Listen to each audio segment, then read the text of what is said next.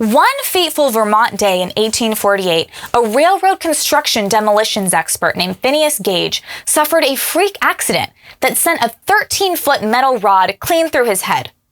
Miraculously, he survived and went on to live for another 6 years, but not without certain effects. Scientists determined that the accident destroyed about 11% of the part of Gage's brain that is called the frontal lobe. It is the frontal lobe that controls functions like decision-making, inhibition, language, empathy, and creativity. The damage to the part of the brain that controls his impulses turned Gage into an alcoholic. But more than that, he became surly, rude, and frequently made inappropriate sexual remarks. He became a total jerk. Modern research shows that people can experience similar symptoms, even without taking direct physical damage to the brain. As the life story of Hunter Biden shows, it is possible to burn out the frontal lobe through the process of overindulgence. Drug abuse, overeating, pathological gambling, and sex addiction like prostitution or internet porn all cause severe damage to the frontal lobe over time. It doesn't take much to see that these are all very big problems that are ravaging the country today.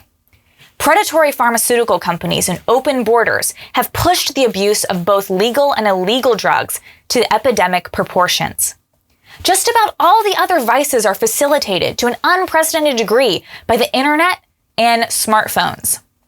In other words, our modern conveniences, technology, and wealth give us access to great harms that are equal to their great benefits. And just as decadence destroyed Rome, we are well on the path to becoming another great but fallen and failed society. But it doesn't have to end this way. We do not need to enter a second dark age of lost knowledge and technology. The only path forward, the only path of true progress that will allow our society to achieve even greater heights of intellectual and technological development is to re-embrace faith. Religion is the only institution that can counteract the corrosive effects of increasingly pervasive excesses. And it is not simply because most religions advocate practices that increase self-control, such as fasting and prayer. Our religions also serve to constantly remind us of the dividing line between good and evil, and the eternal perils we face as a matter of daily life. An immoral society is a fallen society. A godless society is a predatory and utilitarian society. And a society that does not value self-control becomes warped and chaotic. For over a century now, the political left has been preaching the exact opposite. That progress cannot be made unless we jettison the superstitious and outdated ideological baggage of the past. But anyone who understands Western history and the Christian underpinnings of science itself knows that this is the biggest lie of all.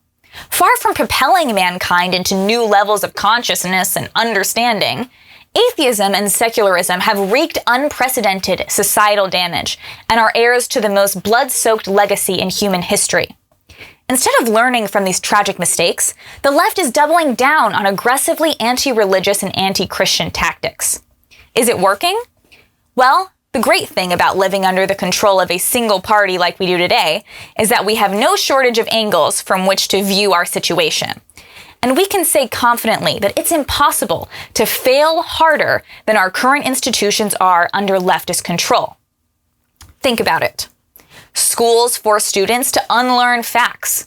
Doctors, hospitals, and drug manufacturers subject the healthy to dangerously irreversible procedures. The Department of Justice facilitates or commits crimes and arrests law-abiding citizens. The entertainment industry is aggressively boring and uncreative, and don't even get me started on lifting the lid on the satanic underpinnings of some of Hollywood's biggest fish. And like much of corporate America, they follow PayPal's example by deliberately destroying their own bottom line. Journalists censor and attack real reporters. Unions back border policies that lower worker benefits and pay. District attorneys brag not about catching criminals, but about letting them go. The people who regulate agriculture now think we should eat the same bugs that endanger our crops. And the people who run our government have turned this nation into an energy-starved, totalitarian laughingstock. Every leftist institution has become some sort of alternate mirror universe evil, opposite of what it's supposed to be. Hopefully they'll never get involved in refrigerator manufacturing, or we'll have to start grilling in our freezers. It's hard to imagine a single principle where the left and the Democrat Party can claim some kind of moral high ground. They've gone from hating war to pushing nuclear Armageddon, from hating cops to praising the cop who shot the unarmed protester Ashley Babbitt. The only real consistency in their stances is not liberalism, but narcissistic godlessness. It's no surprise that the same party that booed God is full of parents who will sacrifice their own children and leave them to take medications and get irreversible surgeries. What then is our response? As God-fearing and faithful Christians as well as conservatives, what should we do? We get daily confirmation that there is no shortage of people for whom the leftist policies are a source of sick pleasure. And the people who carry out their sick deeds are people who we can no longer reason with because we don't share a moral fabric, a common ground. Right and wrong for us is the complete opposite to them. What we see as a child abuser, they see as a hero, and vice versa. As they embrace philosophies that eat away at civilization and human dignity, we must endeavor to embrace the philosophies and values that made the West the great civilization it is in the first place, the philosophies and values of Christianity. In the past few years, we discovered the hard way that when, in the name of fairness, we allow the left to make our institutions puritanically secular, those same institutions don't become a place of coexistence, but become unfettered monsters.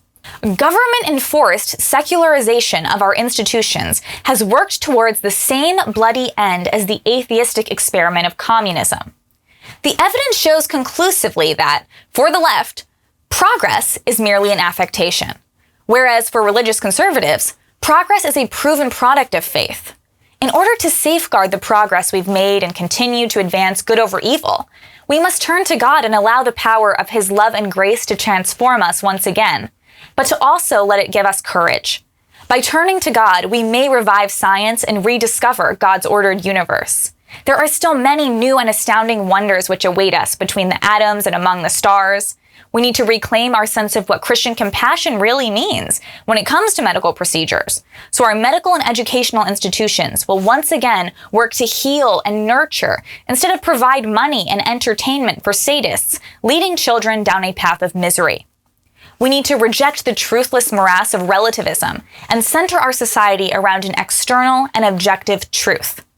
How can we ever hope to reestablish a fair system of justice if the only standard our judges accept are people's political beliefs? Most importantly, we need to embrace traditional morality. Without a time-tested sense of right and wrong, we will never form a sustainable social contract. It's wrong to lie, it's wrong to kill, it's wrong to sell out your country or your countrymen. But why? Left-wingers today don't know.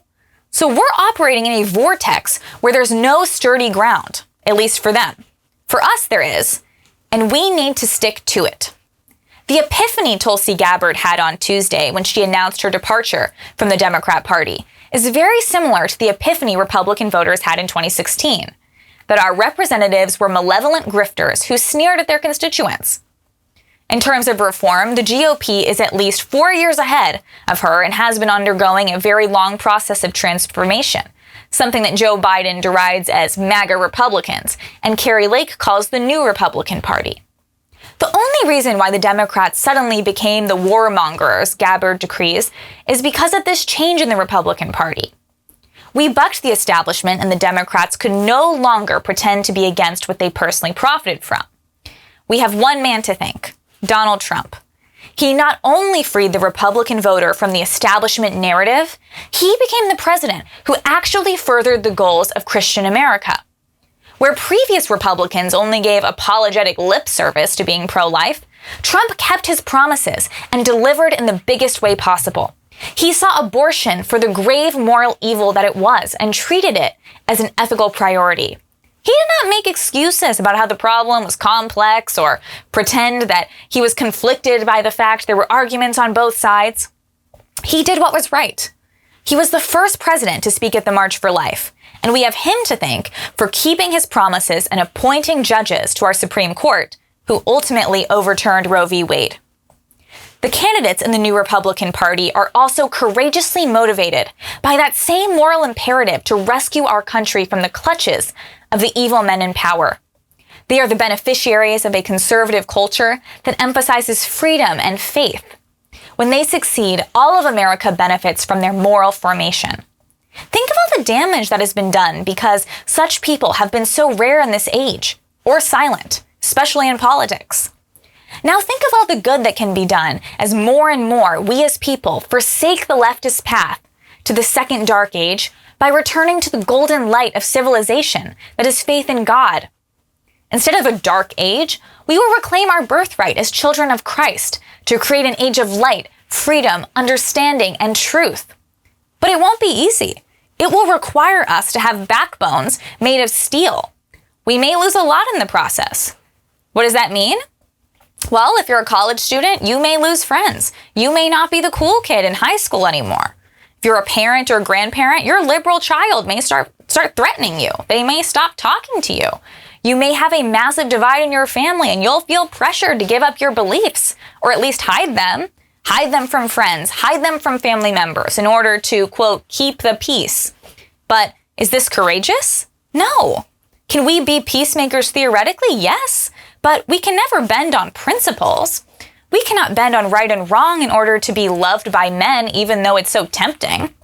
If we get our courage from God and stick to it, we will certainly prevail in making America a godly nation once again.